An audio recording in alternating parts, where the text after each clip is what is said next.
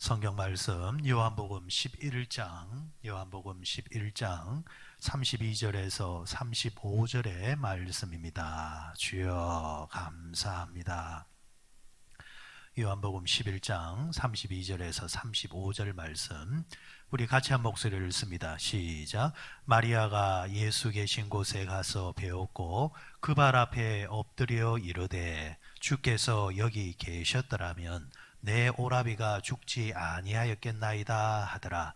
예수께서 그가 우는 것과 또 함께 온 유대인들의 우는 것을 보시고 심령의 비통이 여기시고 불쌍히 여기사 이르시되 그를 어디 두었느냐 이르되 주여 와서 보옵소서 하니 예수께서 눈물을 흘리시더라.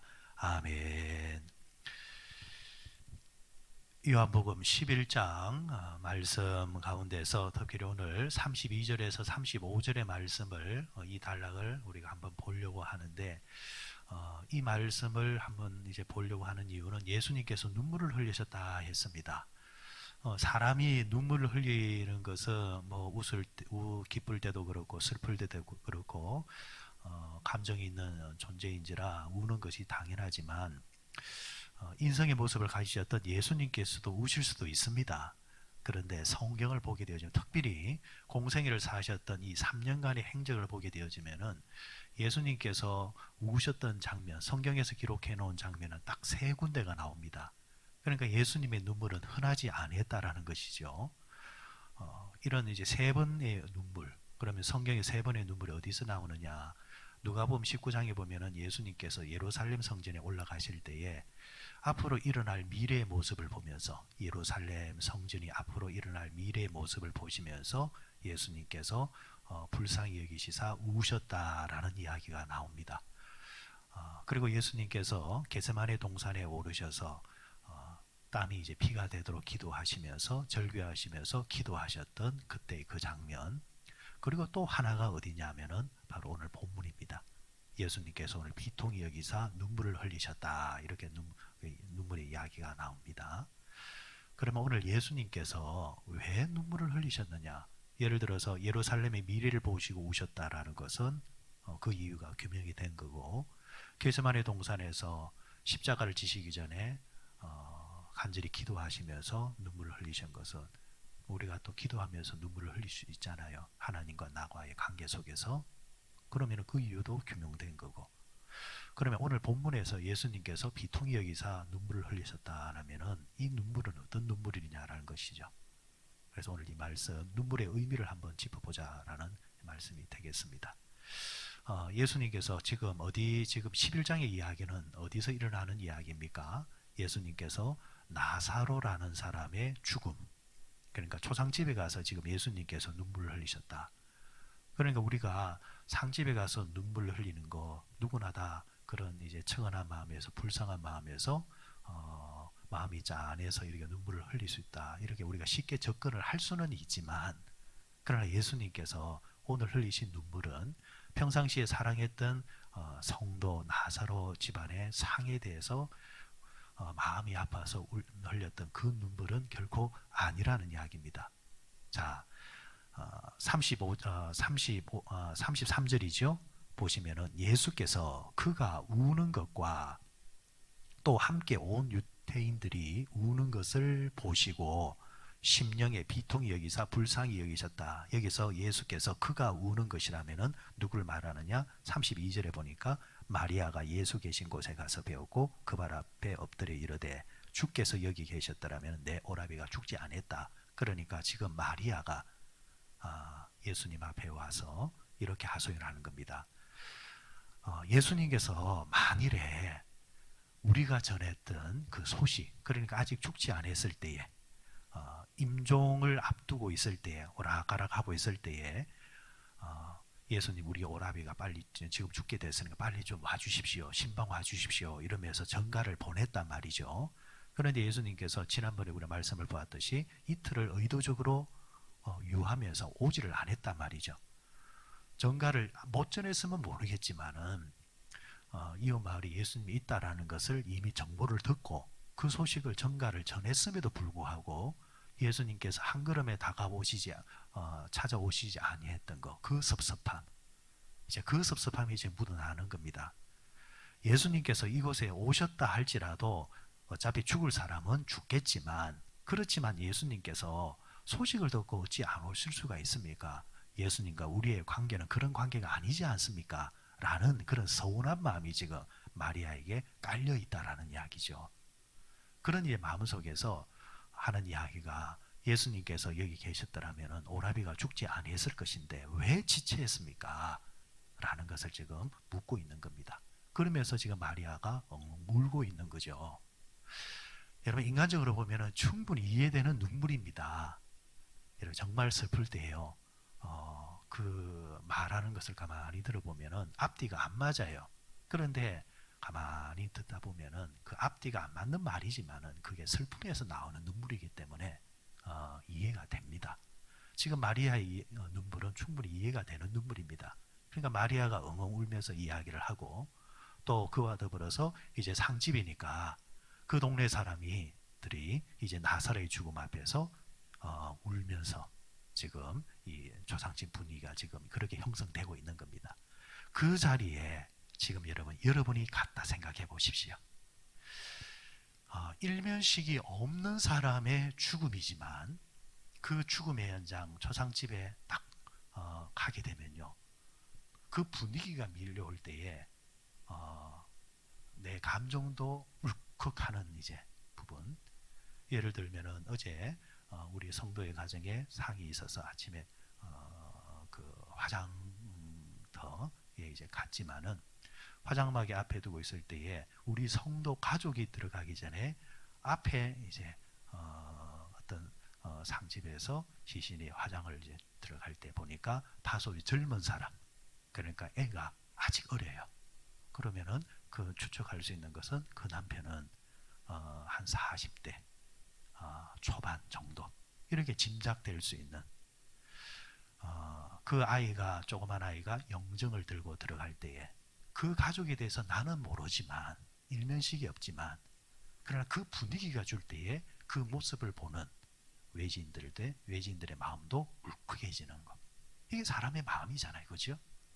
그러니까 지금 이 조상집의 이 분위기는 지금 그 분위기입니다. 예수님께서 지금 그 집에 들어가셨을 때 예수님도 충분히 그런 마음이 밀려왔을 거란 말이죠. 그런데 예수님은 눈물을 흘리긴 흘리셨지만은 오늘 본문에 보면은 그런 눈물이 전혀 아니었다라는 겁니다. 33절을 다시 보십시오. 우는 것을 보시고 심령에 뭘 여기셨다 했습니까? 비통이 여기셨다, 이렇게 이야기하고 있습니다. 여러분, 여기에 비통이라는 말이 들어갔습니다. 비통. 여기서 비통이라는 말은 어떤 이제 뜻이냐면은, 쉽게 말하면은 사람이 콧김이 날 정도로 화가 나는 것. 이런 이제 비통이, 통분이 여기는 것. 이럴 때 사용하는 겁니다. 지금 그러니까 예수님의 지금 심령은, 감정은 마음에서, 애잔한 마음에서 끌어오르는 그런 감정이 아니라 화가 나는 거예요. 뭐에 대한?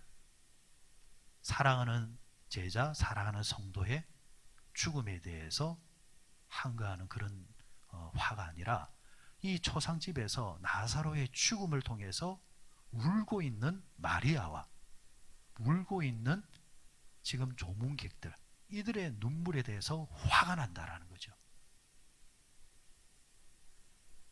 그럼 예수님께서 왜 화를 내셨느냐? 왜 화를 내셨느냐라는 거죠. 지금 예수님께서 제자들과 그리고 이곳 사람들에게 기대하는 마음은, 기대치는 어떤 기대치냐 하니까, 예수님은 산자의 하나님도 되시지만 죽은 자의 하나님도 되신다라는 겁니다. 사람은 죽으면 끝이라고 생각하지만 하나님은 죽음이 끝이 아니라 그 죽음이 새로운 시작으로 만들 수 있는 하나님이라는 이야기죠. 예수님께서 그 소식을 듣고도 이틀이나 유하면서 오실 때는 예수님 나름대로 의도가 있다라는 것이죠.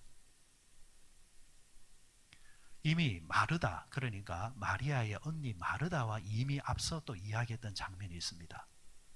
나는 부활이요 생명이니 나를 믿는 자는 죽어도 살겠고 살아서 나를 믿는 자는 영원히 죽지 아니하리라 하면서 생명에 관한 부활에 대한 이야기를 많이 하시고 오신 상태입니다.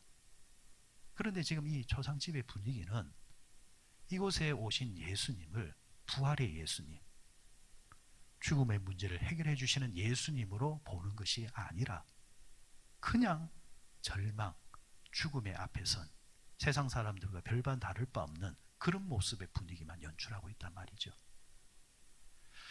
여러분, 저는 우리의 신앙생활이 이럴 수 있다고 봅니다. 우리가 건강할 때, 힘이 있을 때는 우리의 말이나 신앙의 고백도 참 잘합니다. 그런데 이런 죽음의 문제라든지 절망의 문제가 찾아왔을 때 우리의 말들이, 우리의 행동들이 너무 신앙 없는 행동, 너무 끝이 났다라는 그런 행동들이 우리에게서 나올 때가 있다라는 이야기죠. 정말 하나님을 하나님되게 우리가 믿고 고백하는 그 연주라는 장면은 언제 드러나느냐? 정말 어두울 때, 빛은 어두울 때 드러나잖아요. 신앙도 세상 사람들이 다 끝이라고 할 때에 우리는 아니다. 하나님이 살아계시고 하나님이 일하고 계신데 뭐가 끝이냐? 하나님이 어떻게 하시는가? 우리 기대해보자. 이럴 때 신앙이 드러나는 거예요. 그러니까 지금 예수님의 눈물은 무슨 눈물이냐니까 믿음 없음에 대한 눈물이라는 거죠.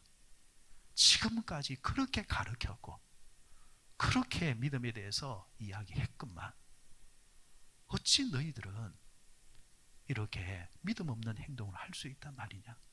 믿음 없음에 대해서 화가 나셔서 지금 통분이 여기면서 비통이 여기면서 지금 예수님께서 말씀하고 있는 겁니다.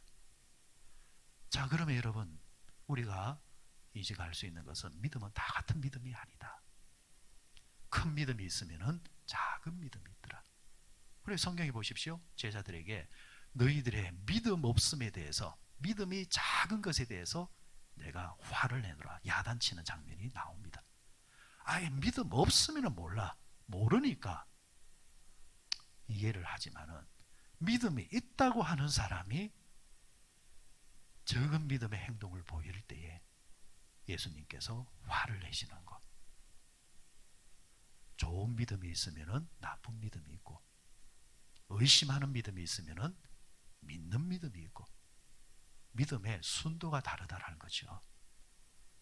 오늘 예수님께서 이 나사로의 집에서 교훈하고 있는 것은 우리의 믿음은 죽은 자까지도, 죽은 자를 할지라도 하나님이 간섭하시면 산 자가 될 수 있다라는 것을 믿을 수 있는 믿음이 있어야 된다라는 것.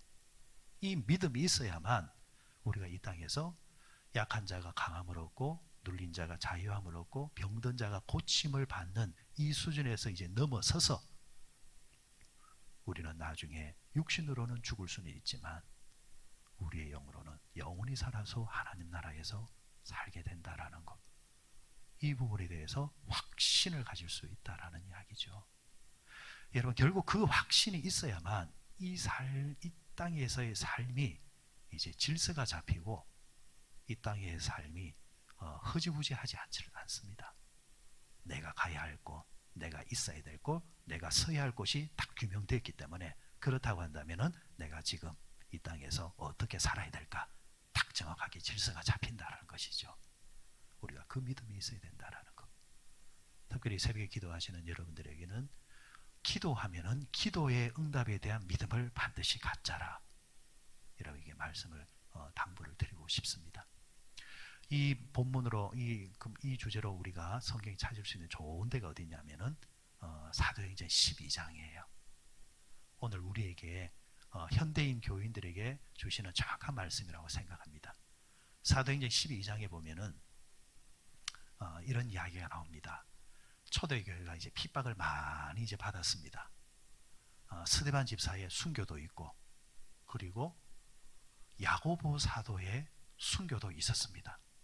야고보가, 여기서 야고보는 예수님의 형제 야고보, 그 당시로는 교회 어른이었습니다. 베드로보다도 위에 있는 어른이었단 말이죠. 이제 그가 교회 핍박으로 이제 순교도 당합니다. 자, 그러면 그 다음에 잡을 사람이 누굴까요? 그 다음에 잡을 사람은 이제 베드로예요. 베드로가 유월절을 앞에 두고 붙잡히게 됩니다. 붙잡혀서 이제 감옥에 들어갑니다. 절기가 끝나자마자 이제 베드로는 처형을 당하게 돼 있단 말이죠. 자, 그러니까 제자들과 성도들이 마가다락방에 모여가지고 같이 이제 기도하는 겁니다. 구명을 위해서.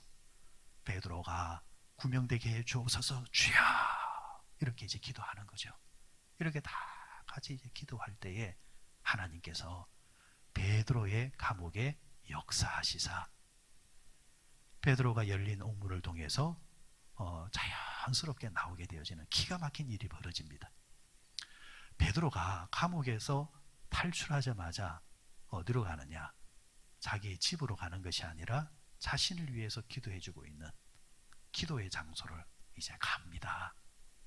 이제 그 장소로 이제 가서 그날도 사람들 안에서 모여서 기도하고 있단 말이죠. 그래 밖에서 두드리는 거예요. 그러자 그 집에 이제 종이 있습니다. 종. 로데라는 종이 밖에서 소리가 들리니까 나와보는 거죠. 그래 나와보니까 여러분 그렇잖아요. 지금 안에서는 기도회가 있습니다. 그런데 이 분위기는 어떤 분위기예요? 로마 병사라든지 그 당시 그 나라를 이제 뭐 감찰하는 이런 이제 사람들에 의해서 발각되면 안 되는 장소잖아요. 그러니까 문을 열어줄 수 없잖아요. 그래 빼곡히 이제 뭡니까? 뭐 구멍을 통해서 본다든지 뭐 이런 걸로 이제 누구시오 이렇게 이제 보는 거죠. 그럴 때 베드로가 내다 베드로다 이러니까 로데가 깜짝 놀라는 거죠. 지금 베드로는 어디 있어야 될 사람이에요? 감옥에 있어야 될 사람. 그런데 그 감옥에 있어야 될 사람을 위해서 지금 이 사람들이 뭐 하고 있는 거예요? 기도하고 있고. 이 로데가 깜짝 놀래가지고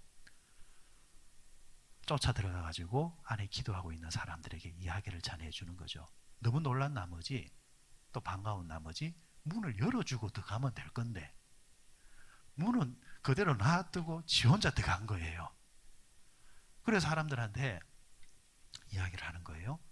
베드로가 왔습니다. 그 다음에 기가 막힌 일이 벌어집니다. 안에 있는 사람들이 그걸 절대 안 믿는 거예요. 무슨 소리 하느냐? 지금 그 베드로는 어디 있다? 감옥 안에 있다. 감옥에 있는 사람이 어떻게 지금 밖에 와 있단 말이냐? 아유 아니에요. 지금 밖에 지금 와 있어요. 그러니까 한다는 이야기가 그 베드로는 유대인들은 천사라는 것을 믿었단 말이에요. 천사 사상이 있으니까 네가 봤다고 한다면 그것은 베드로를 지키고 있는 수호천사가 밖에 와서 네가 그게 베드로로 보였는갑다. 환상이 보였는갑다. 이렇게 말해요. 심지어 어떤 사람은 베드로가 이 로데한테 뭐라고 하느냐니까 네가 미쳤다 이랍니다. 여기서 여러분 중요한 말은 미쳤다라는 말입니다. 신앙적으로 한번 생각해 보십시다. 하나님 보시기에는 누가 미친 거예요? 지금 이들이 뭐하고 있었어요? 기도하고 있었죠. 기도의 대상은 누굽니까? 하나님이잖아요. 하나님이 그들의 기도를 듣고 응답을 하셨든 아니면은 하나님의 계획 속에서 기도와 상관없이 응답을 하셨든 어쨌거나 이들의 입장에서는 자신들이 기도했기 때문에 그 기도의 응답으로 받아야 되잖아요. 그런데 하나님 기도의 응답으로 베드로가 왔어도 안 믿는단 말이죠. 오늘날 수많은 사람들이 기도를 합니다. 그 기도를 들으신 하나님께서 역사를 하고 일을 하셔도 그것이 응답이 되어도 하나님께서 응답하셨으므로 받아들이는 것이 아니라 우연히 자신의 노력으로 그러면 도대체 기도는 뭐 하는 거냐 말이죠. 이런 헷갈리게 믿음 생활하는 사람들이 현대인들에게 너무 많다는 거죠. 그러니까 이런 웃음 이야기도 나옵니다. 어떤 사제가 주야 하면서 간절히 기도했대요. 하나님이 그 기도를 듣고 옆에 와가지고 그래 내다 이러니까 그 사제가 심장마비가 걸려 죽어버렸다잖아요. 하나님 진짜 계신다고 놀래가지고.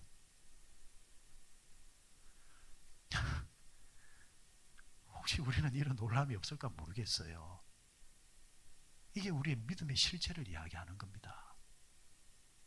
여러분, 하나님이 살아계시고 지금 이곳에 있음을 여러분들을 믿으시는지요? 그 부분이 분명해야 신앙생활도 분명해지는 겁니다. 오늘 예수님께서 눈물을 흘리셨다. 우리의 믿음 없음, 우리가 하나님께 기도하면서도 기도에 대한 확신이 없는 그 모습, 우리 주님은 그런 모습에 대해서 화를 내시고 분노하신다는 것이죠. 오늘 이런 이들의 믿음 없음에 대한 눈물을 흘리게 했던 이들의 모습이 우리의 모습이 되지 않게 주여, 나는 어떤 상황 속에서도 주님이 간섭하시면은 모든 것이 다 되는 줄 믿습니다. 주님, 언제 어떻게 역사하시더라도 항상 그 역사하시는 하나님의 손길과 하나님의 그런 섭리들을 볼 수 있는 영안이 있게 해 주옵소서. 여러분, 그걸 즐기며 살 수 있으면 정말 신앙생활 재미있습니다.